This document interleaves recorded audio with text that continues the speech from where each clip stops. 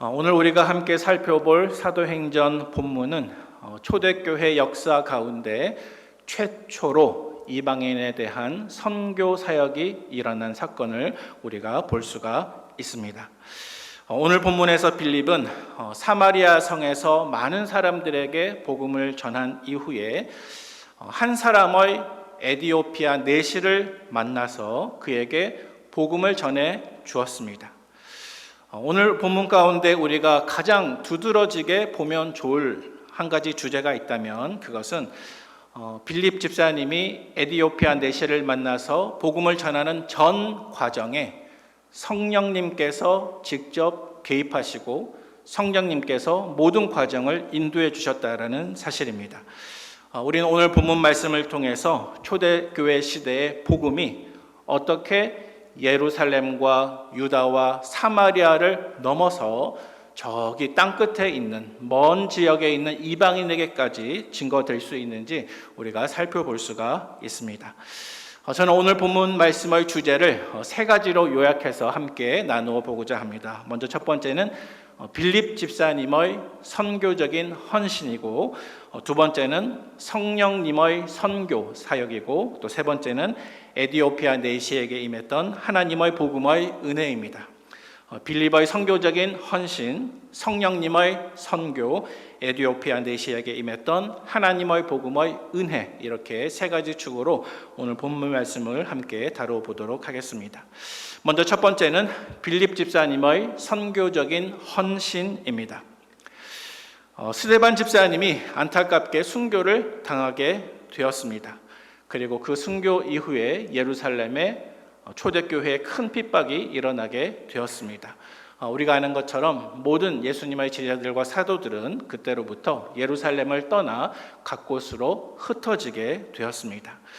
이렇게 흩어지는 과정 가운데 특별히 7 집사님 중에 한 분이셨던 이 빌립 집사님의 전도자로서의 사역이 아주 두드러지게 오늘 본문 말씀에 등장을 하고 있습니다.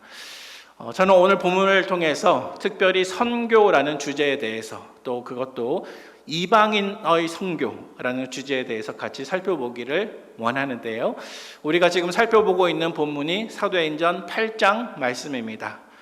그런데 우리가 조금 뒤에 살펴볼, 다다음 주에 살펴볼 사도행전 9장과 10장까지 말씀이 마치 실 하나로 이렇게 꿰어서 연결이 되어 있는 것처럼 이방인 선교라는 주제로 사도행전 8장, 9장, 10장이 같이 연결되어 있다는 것을 잠깐 살펴보고 넘어가면 좋겠습니다. 먼저 오늘 본문 사도행전 8장에 보니까 빌립 집사님이 한 이방인 에티오피아 내시에게 복음을 전했습니다. 그리고 그 다음 등장하는 사도행전 9장 말씀에 보면 우리가 잘 알고 있는 것처럼 이방인의 사도로 부름받은 사도 바울이 회심하는 것이 사도행전 9장에 등장하고 있습니다. 또 사도행전 10장 말씀에 보면 오늘 본문 말씀 속에서 빌립이 이방인 에디오피아 내시에게 복음을 전했던 것처럼 이제 사도행전 10장에 오면 사도 베드로가 로마 사람, 다시 말해서 이방인이었던 고넬료와 그의 가정에 가서 복음을 증거하고 있습니다. 따라서 우리는 사도행전 8장, 9장, 10장 이 내용을 쭉 한번 읽어보면 어떻게 하나님의 복음이 유대와 이스라엘을 넘어서 이방인에게까지 초대교회 시대부터 증거되었는지 그 과정을 추적할 수 있는 것 같습니다. 그런데 여기서 우리가 한 가지 기억하면 좋을 사실이 있습니다. 그것은 우리가 믿는 복음의 특징이고 우리가 믿는 기독교 신앙의 특징인데요. 여러분, 이 세상에는 정말 수많은 종교가 있지 않습니까? 수많은 신앙들이 있지 않습니까? 그런데 그럼에도 불구하고 이 세상 수많은 종교와 신앙 중에서 오직 기독교 신앙만이 이 세상의 모든 편견과 문화적인 장벽을 뛰어넘을 수 있는, 다시 말하면 전 세계 사람을 품을 수 있는 유일한 종교라는 사실입니다. 다른 말로 표현하자면 우리가 믿는 기독교는 결코 문화적으로 배타적이지 않습니다. 이 세상 그 어떤 문화, 그 어떤 인종, 그 어떤 족속도 복음과 기독교 신앙은 품을 수 있고 안을 수 있음을 믿으시기를 바랍니다. 여러분, 사실 기독교와 이 세상 다른 종교들은 매우 다른 특징을 가지고 있습니다. 단적으로 말하면 기독교를 제외한 모든 종교는 지역적인 한계성이 분명히 있습니다. 조금 더 쉽게 이야기하면 각 종교가 태어난 그 발생지를 중심으로 종교인들이 또 신앙이 이렇게 뭉쳐져 있다는 것입니다. 예를 들어 보겠습니다. 어떤 통계 조사에 의하면 여러분, 힌두교 어떨까요? 전 세계 힌두교를 믿고 있는 사람의 98%가 인도에 살고 있습니다. 여러분, 그러면 바꾸어 말하면 어떻게 말할 수 있을까요? 여러분, 힌두교는 누구의 종교일까요? 인도 사람의 종교입니다. 네, 틀림이 없습니다. 자, 두 번째로 불교를 한번 생각해 보겠습니다. 전 세계 불교 인구의 약 88%가 동아시아에 살고 있습니다. 동아시아. 자, 그렇다면 바꾸어 말하면 여러분, 불교는 누구의 종교입니까? 아시아 민족의 종교입니다. 네, 동아시아 국가들의 사람들의 종교입니다. 또 세 번째로 여러분, 이슬람은 누구의 종교일까요? 통계에 의하면 전 세계 모슬렘 인구의 96%가 중동 지역에 살고 있습니다. 이슬람이 어디에서 발생했습니까? 중동 지역이죠. 사우디아라비아가 있는. 따라서 말을 한번 바꿔보면 여러분, 이슬람은 누구의 종교입니까? 중동 사람들의 종교입니다. 다시 말해서 이 세상 모든 종교는 그 종교가 발생한 지역을 중심으로 제한적인 영향력을 가지고 있다는 사실입니다. 자, 그러면 여러분, 기독교에 대해서 한번 생각해 보겠습니다. 기독교는 누구의 종교일까요? 기독교는 어느 민족의 종교일까요? 통계에 따르면 전 세계 기독교 인구를 100으로 했을 때 약 25%의 크리스찬들이 중남미 국가에 살고 있습니다. 약 22%의 크리스찬들이 아프리카에 살고 있습니다. 약 15%의 크리스찬들이 아시아에 살고 있고 그 숫자는 계속 증가하고 있습니다.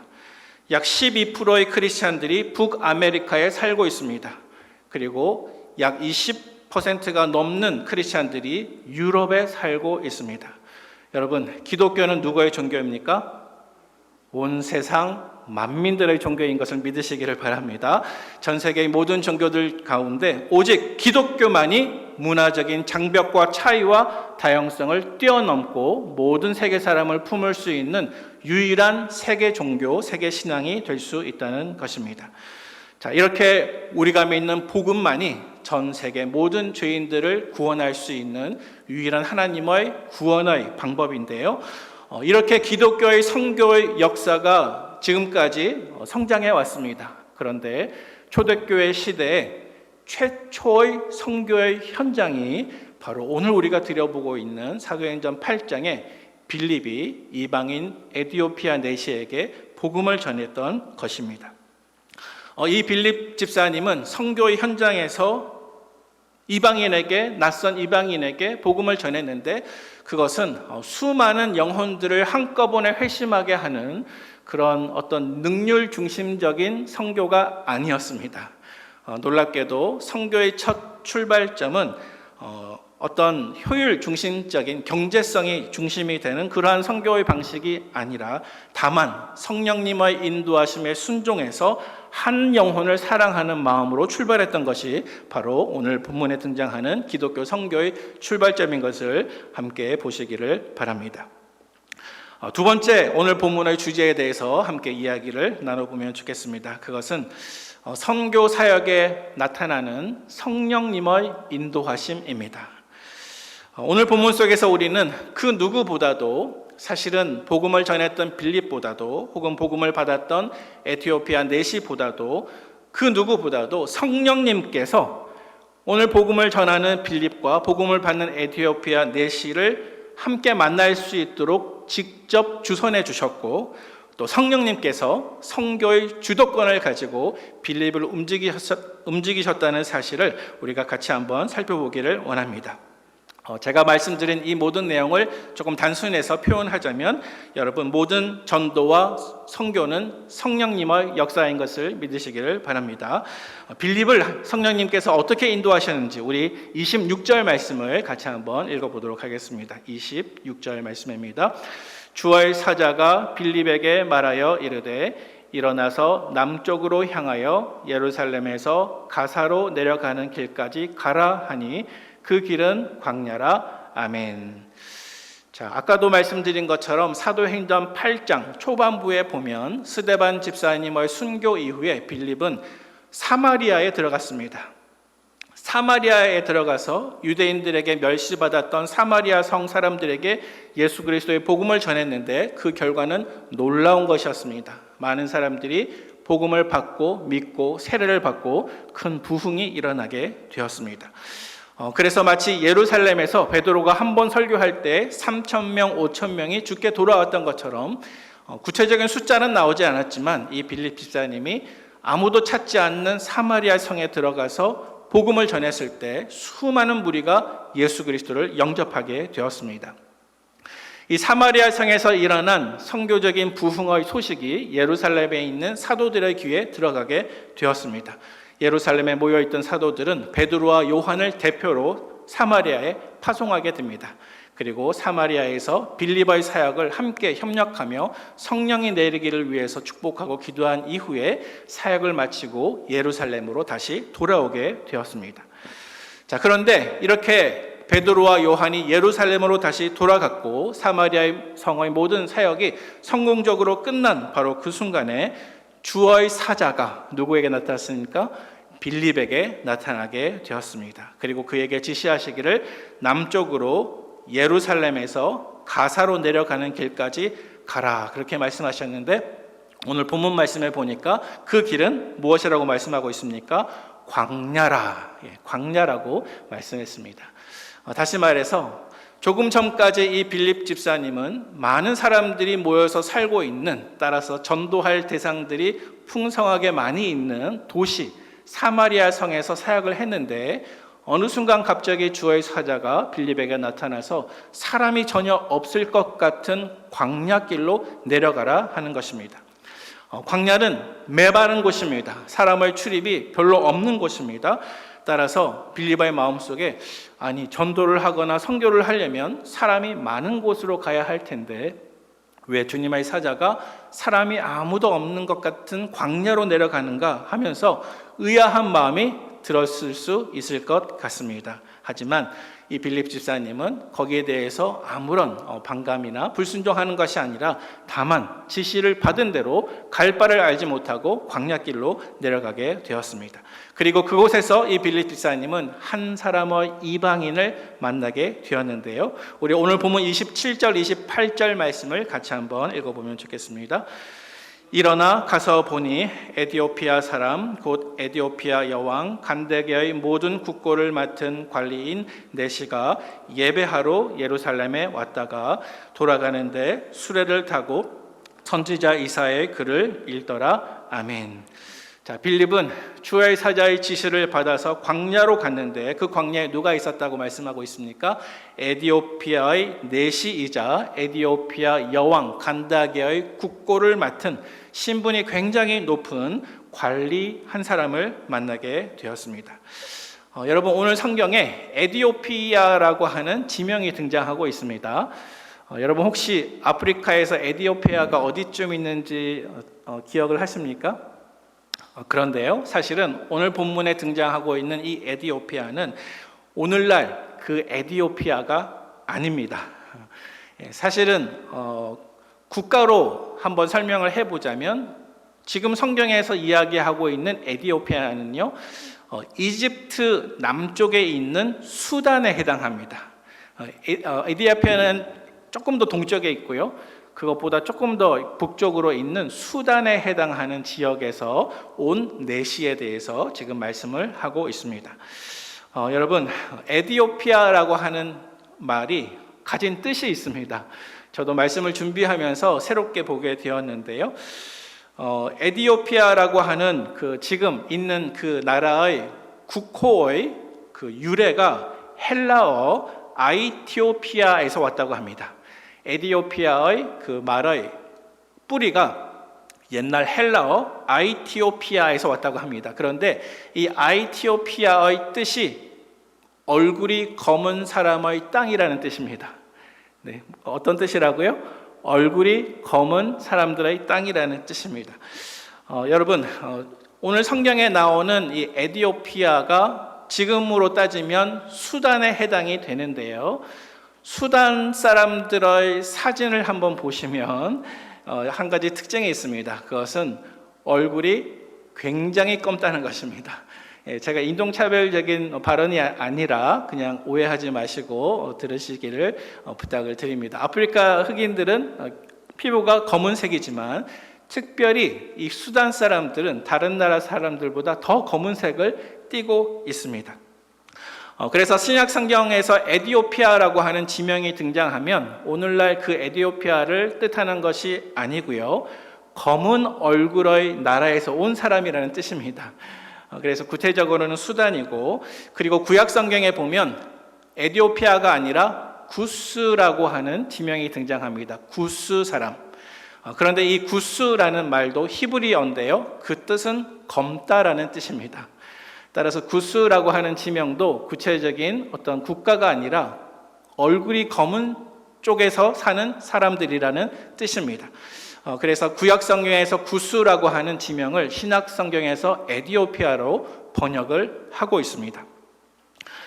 이 모든 것들을 차치하고 옛날 이스라엘 사람들에게 이 구스 사람 혹은 에티오피아 사람은 그들이 만날 수 있는 문명권 가운데 땅 끝에 사는 사람들이었습니다.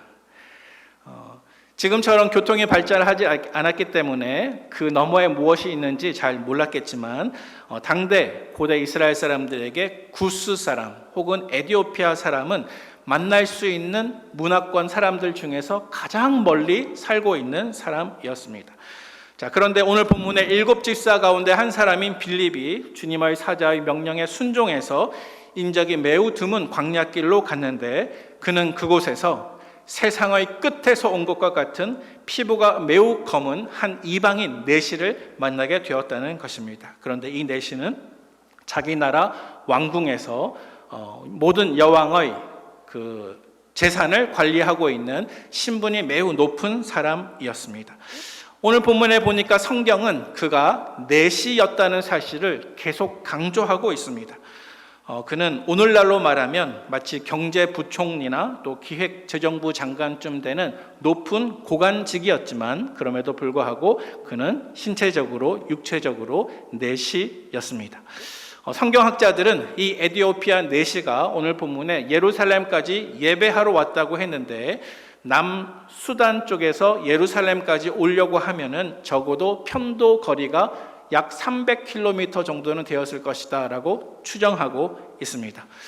그래서 어떤 성경 신학자들은 이 에티오피아 내시를 구약시대에 솔로몬의 지혜를 듣기 위해서 찾아왔던 스바 여왕과 비교하기도 합니다. 여러분, 솔로몬 시대에 멀리 살고 있던 이방 왕 중에서 스바 여왕이 솔로몬의 지혜를 듣기 위해서 먼 거리를 여행해서 왔죠. 학자들에 따르면 이때 스바 여왕이 여행했던 그 편도 거리가 약 400km 정도 되었을 것이라고 생각하고 있습니다. 따라서 오늘 본문에서 자세한 설명이 없지만 이 에티오피아 내시는 아마도 유대교 신앙으로 전향했거나 또 구약의 하나님을 알고 있었던 사람이었고 또 예루살렘에서 예배하기 위해서 그 멀고 위험한 거리를 무릅쓰고 마다하지 않고 이제 와서 예배를 드리고 자기 나라로 돌아가고 있었던 터였습니다. 자, 그래서 빌립이 주님의 사자의 명령대로 갈 바를 알지 못하고 이 광야로 내려갔을 때 성령님께서는 빌립에게 복음을 들을 수 있는 한 사람을 친히 준비시켜 주셨는데 그 사람이 바로 이 내시였습니다. 오늘 본문에서 빌립은 분명하게도 성령님의 인도하심으로 이 내시를 만난 것입니다. 여러분, 전도는 누가 하는 것입니까? 성령님께서 하신다는 사실을 기억하시기를 바랍니다. 오늘 본문 29절 이하에 보니까 성령님께서는 빌립에게 또 다른 지시를 주고 계시는데요. 우리 다 같이 29절에서 31절까지 한번 봉독해 보도록 하겠습니다. 29절에서 31절까지입니다. 성령이 빌립더러 이르시되 이 수레로 가까이 나아가라 하시거늘 빌립이 달려가서 선지자 이사야의 글 읽는 것을 듣고 말하되 읽는 것을 깨닫느냐 대답하되 지도해 주는 사람이 없으니 어찌 깨달을 수 있느냐 하고 빌립을 청하여 수레에 올라 같이 앉으라 하니라. 아멘. 자, 한번 보십시오. 빌립이 성령님의 인도에 순종해서 광야길로 갔을 때 에디오피아 내시 한 사람을 만났습니다. 그리고 마침 이 에디오피아 내시를 만난 그 순간 이 에디오피아 내시는 무엇을 하고 있었습니까? 수레에 앉아서 성경을 읽고 있었습니다. 성경 중에서도 무엇을 읽고 있었다고 그랬습니까? 선지자 이사야의 글을 소리내서 크게 읽고 있었습니다. 비록 이 내시가 성경을 펴서 그것을 소리내서 크게 읽고 있었지만 빌립 집사님이 그에게 당신이 읽는 것을 깨닫습니까? 라고 질문을 했더니 이 에디오피아 내시는 어떻게 대답했습니까? 풀어주는 사람이 없으니 내가 어떻게 깨달으리요 하면서 자기 자신의 무지함을 인정하고 갑자기 나타난 그 빌립을 자기 수레 옆자리에 태웠습니다. 그리고 그 빌립에게 말씀의 뜻을 나에게 풀어주면 고맙겠습니다 라고 요청하였습니다.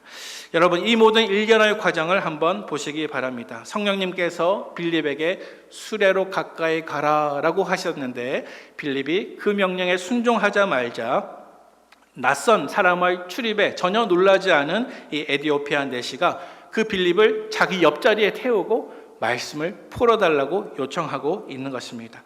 복음의 문을 열어주시는 분이 성령님이신 것을 믿으시기를 바랍니다. 이 에디오피아 내시가 예루살렘에서 예배하다가 자기 집으로 돌아가는 그 광야길에서 하필이면 읽었던 구약 성경 말씀은 구약 성경 중에서도 예수님의 오심을 예고하는 메시아에 대한 귀한 구절들이었습니다. 우리 다 같이 오늘 본문에서 32절과 33절 말씀을 같이 한번 읽어보도록 하겠습니다. 32, 33절 말씀입니다. 읽는 성경 구절은 이것이니 일러스되 그가 도살자에게로 가는 양과 같이 끌려갔고 털 깎는 자 앞에 있는 어린 양이 조용함과 같이 그의 입을 열지 아니하였도다. 그가 굴욕을 당했을 때 공정한 재판도 받지 못하였으니 누가 그의 세대를 말하리요 그의 생명이 땅에서 빼앗김이로다 하였거늘. 아멘. 자, 방금 읽으신 이 본문은 구약 성경 이사야 53장 7절과 8절을 인용하고 있는 말씀입니다. 빌립이 성령님의 지시대로 에디오피아 내시에게 그 수레에 다가간 바로 그 순간 에디오피아 내시는 수레 위에서 성경을 펴서 큰 소리로 구약 성경 중에서도 예수님을 가장 잘 보여주는 핵심적인 구절을 읽고 있었습니다. 하지만 안타깝게도 그 뜻을 알지는 못했습니다. 따라서 성령님께서는 이 모든 과정에 개입하셨는데 특별히 빌립 집사님의 질문을 받은 이 내시가 나는 뜻을 깨닫지 못하니 나에게 그 뜻을 깨닫게 해달라고 질문을 던짐과 동시에 복음의 문도 활짝 열리게 되었습니다. 오늘 본문 34절과 35절 말씀을 우리 조금 더 같이 한번 읽어보면 좋겠습니다. 34절과 35절 말씀입니다. 그 내시가 빌립에게 말하되 청컨대 내가 묻노니 선지자가 이 말한 것이 누구를 가리킴이냐 자기를 가리킴이냐 타인을 가리킴이냐 빌립이 입을 열어 이 글에서 시작하여 누구를요? 예수를 가르쳐 복음을 전하니. 아멘. 자, 에디오피아 내시가 광야길을 통과해서 집으로 돌아갈 때 갑자기 빌립이 나타났고 그때 이 내시가 읽었던 성경은 이사야 53장 7절과 8절 말씀입니다. 그런데요, 사실 이 내시가 읽고 있던 이 구절은 이 초대교회 당시의 유대인들에게도 해석하기가 쉽지 않은 구절이었습니다. 왜냐하면 당대의 유대인들의 마음속에 메시아에 대한 편견이 있었기 때문입니다. 안경을 하나 쓰고 말씀을 보니 그 뜻을 잘 알지 못했던 것이요. 말을 하자면 오늘 본문 말씀에 보니까 유대인들의 마음속에 생각했던 메시아상은 이사야가 말씀한 것처럼 고난을 당해서 마치 도살당할 양과 같이 연약한 모습을 가진 메시아가 결코 아니었습니다. 유대인들은 메시아 사상을 갖고 있었지만 그들이 기대했던 메시아는 고난당하고 죽임당하고 버림받는 연약한 메시아가 아니라 마치 골리앗을 물질렀던 다윗과 같이 강한 메시아, 그들을 지금 로마의 압제에서 건져낼 수 있는 자기 민족을 위한 아주 승리의 메시아를 그들이 바라보았기 때문에 당대 유대인들조차도 이 말씀에 대한 정확한 해석을 하지 못하고 있었습니다. 하지만 오늘 본문 속에서 성령님의 인도하심으로 이 내시를 만난 빌립 집사님은 바로 이 구절을 풀어서 설명하는 가운데 이 구절은 예수 그리스도에 대해서 아버지 하나님께서 예언하신 구절입니다 라고 바르게 설명해 주었다는 것입니다. 여러분, 어떤 말씀을 전했을까요? 오늘 본문에 나타나 있진 않지만 아마도 빌립은 이사야서에서 등장하고 있는 이 모든 예언의 말씀이 이스라엘 한 민족을 구원할 메시아가 아니라 온 세상 죄인을 구원하고 영생을 주실 예수 그리스도에 대한 말씀이라고 해석해 주었을 것입니다. 빌립은 예수님께서 죄 없는 하나님의 아들로서 이 땅에 오신 이유에 대해서 설명해 주었을 것입니다. 빌립은 예수님에 대해서 아무런 형벌받을 허물이 없지만 그럼에도 불구하고 마치 도살장에 끌려가는 어린 양과 같이 십자가에서 죽음을 당하신 것은 나와 당신의 죄값 때문이라고 설명을 했을 것입니다. 이 빌립은 예수님께서 비록 고통스럽게 돌아가시긴 하셨지만 하나님께서는 우리에게 영생 주시기 위해서 또 우리를 그의 이름을 믿을 때 의롭다 하시기 위해서 이 무덤에 묻힌 예수를 죽은 지 사흘 만에 다시 살리셨다라고 선포했을 것입니다. 그리고 이 부활하신 예수님의 이름을 믿으면 누구든지 그 영혼이 구원을 얻게 된다고 말했을 것입니다. 이러한 빌립의 복음 전도를 받아들인 내시의 반응은 무엇이었는지요? 우리 오늘 본문 말씀 속에서 우리 36절부터 39절까지 말씀을 한번 읽어보도록 하겠습니다. 36절에서 39절까지입니다. 길 가다가 물 있는 곳에 이르러 그 내시가 말하되 보라, 물이 있으니 내가 세례를 받음에 무슨 거리낌이 있느냐.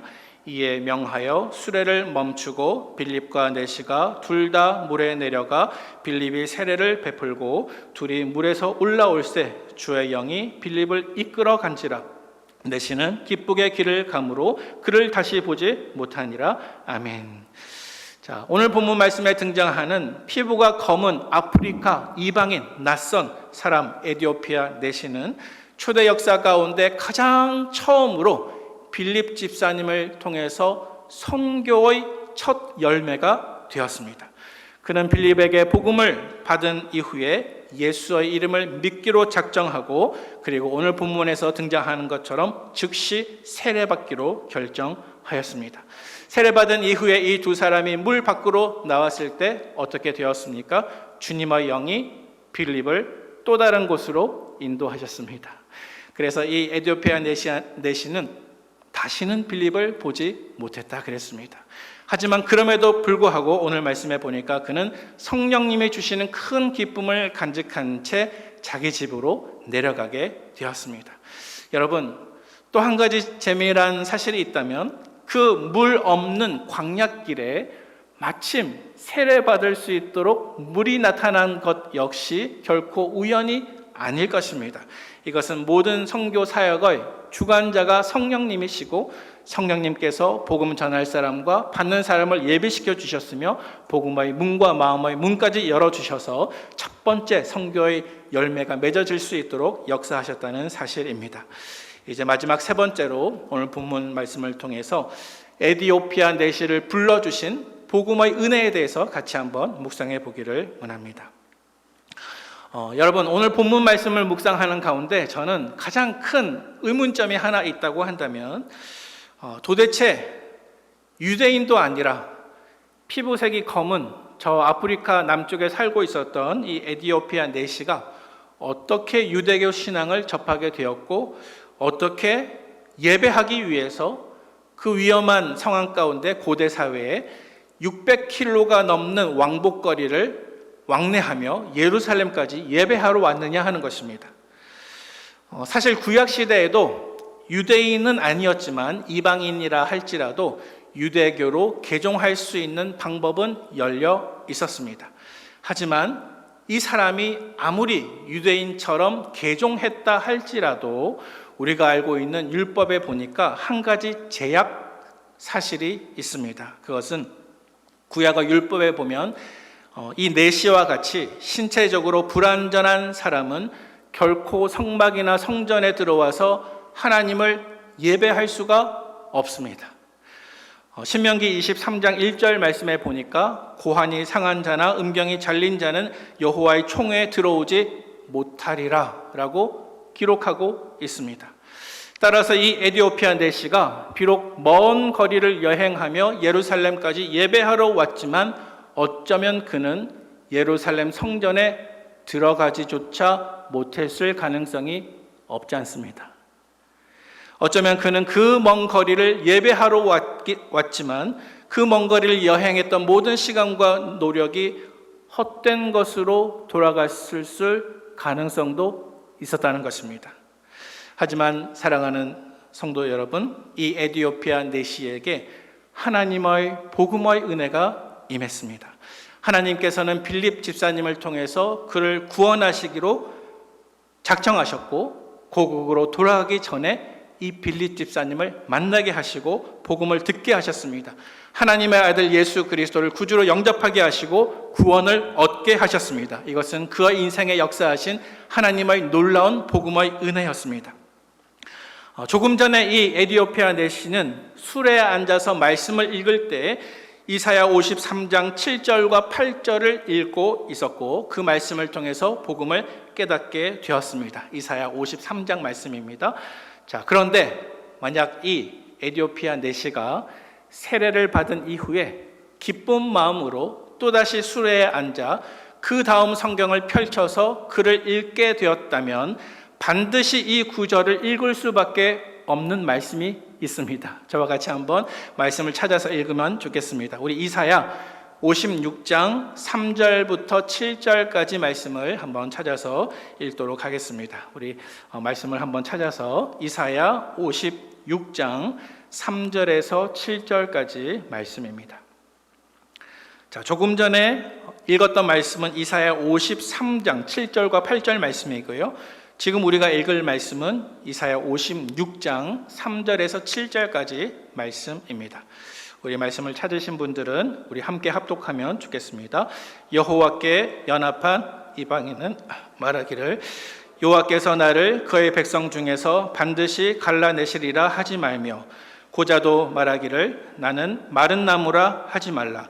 여호와께서 이와 같이 말씀하시기를 나의 안식일을 지키며 내가 기뻐하는 일을 선택하며 나의 언약을 굳게 잡는 고자들에게는 내가 내 집에서 내 성 안에서 아들이나 딸보다 나은 기념물과 이름을 그들에게 주며 영원한 이름을 주어 끊어지지 아니하게 할 것이며 또 여호와와 연합하여 그를 섬기며 여호와의 이름을 사랑하며 그의 종이 되며 안식일을 지켜 더럽히지 아니하며 나의 언약을 굳게 지키는 이방인마다 내가 곧 그들을 나의 성산으로 인도하여 기도하는 내 집에서 그들을 기쁘게 할 것이며 그들의 번제와 희생을 나의 제단에서 기꺼이 받게 되리니 이는 내 집은 만민이 기도하는 집이라 일컬음이 될 것임이라. 아멘.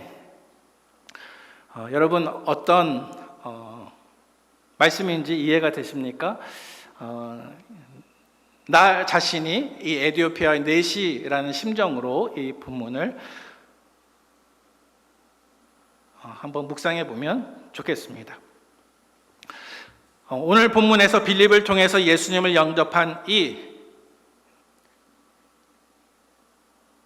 내시는 제가 생각하기에 방금 읽은 이 구절을 읽으며 눈물을 쏟았을 것이라고 저는 개인적으로 생각합니다. 방금 읽은 이 구절을 읽으며 하나님이 주시는 은혜의 소망을 굳게 붙잡았을 것이라고 저는 믿습니다. 왜냐하면 이방인이면서 고자인 그에게도 하나님이 약속하시기를 아들이나 딸보다 더 나은 영원한 이름을 내게 주어 끊어지지 않게 할 것이다. 결함 있는 육체로는 예배하는 것을 허용하지 않았지만 만민이 기도하는 그 집에서 그의 번제와 희생 제물을 내가 기쁘게 받을 것이다. 이렇게 말씀했기 때문입니다. 사랑하는 성도 여러분, 이것이 소망이 없는 고자 이방인인 그에게 하나님께서 예수 그리스도 안에서 허락하신 영광의 소망인 줄로 믿으시기를 바랍니다. 옛 이스라엘 사람들에게 에티오피아 혹은 구스 사람들은 가장 먼 나라, 가장 땅끝에 있는 나라의 사람으로 통했습니다. 하지만 이미 구약 성경에서 우리에게 말씀하시기를 장차 오실 예수 그리스도의 복음을 통해서 땅끝의 모든 이방인들도 하나님께 나와 경배할 것이요 땅끝에 있는 모든 사람들도 주님의 전에 나와 구원 얻게 될 것이라고 말씀하고 있다는 사실입니다. 우리 말씀을 한 가지만 더 찾아보면 좋겠습니다. 우리 시편 68편 우리 31절 32절 우리 마지막으로 한번 찾아보면 좋겠습니다. 시편 68편 31절과 32절 말씀입니다. 시편 68편 31절 32절 말씀입니다. 같이 한번 읽겠습니다.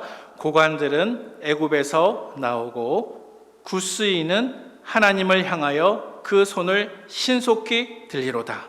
땅의 왕국들아 하나님께 노래하고 주께 찬송할지어다. 셀라. 아멘.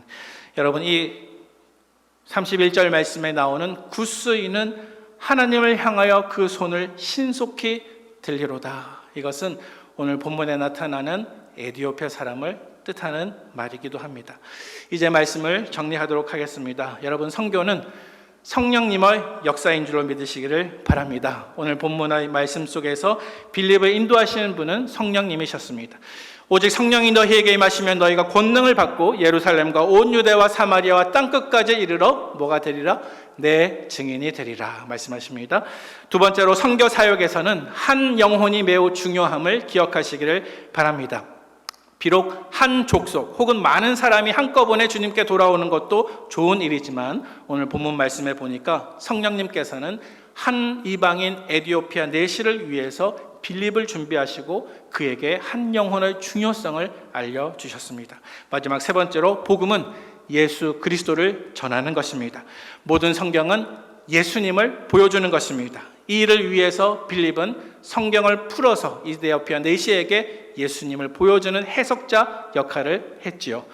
오늘날에도 하나님은 동일하게 우리를 사용해 주십니다. 동일하게 성경을 펴서 이 말씀을 통해서 예수 그리스도를 보여줄 수 있는 교사와 선교사와 복음 전도자로 저와 여러분들을 사용하기를 원하십니다. 이러한 성령님께 여러분의 선교적인 헌신을 드릴 수 있는 저와 여러분 되시기를 축복합니다.